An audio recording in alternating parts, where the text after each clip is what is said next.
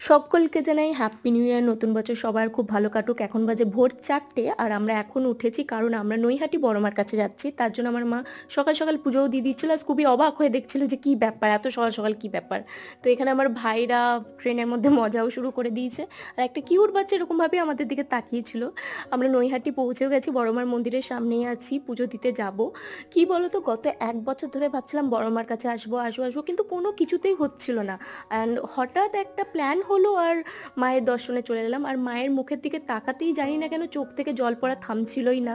এখানে আমার মা, বড় মা টিপও নিয়ে নিয়েছে, আমিও নিয়ে নিয়েছি। আর এখানে আমরা সবাই পুজোর পরে টিফিন খেতে চলে এসেছি। তো কি বলো তো, আমরা যখন গেছি তখন এক ফোঁটা লাইন ছিল না। আমরা গেছি আর পুজো দিয়েছি, পুজো দেওয়ার পরেই দেখছি এত বড় লাইন পড়ে গেছে।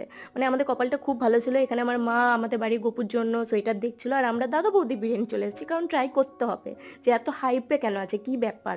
তো এখানে আমরা চলে এসেছি বিরিয়ানি খেতে, আর আমরা বিরিয়ানি অর্ডারও দিয়ে দিয়েছি, মাটন বিরিয়ানি, যে দেখি কেমন টেস্ট হয়। অ্যান্ড আমি খেয়েও দেখলাম, এতটাও আহামরি কিছু না, মানে ঠিক আছে, এতটাও না। তো এখানে আমরা কাটলেট মকটেলও ট্রাই করেছিলাম।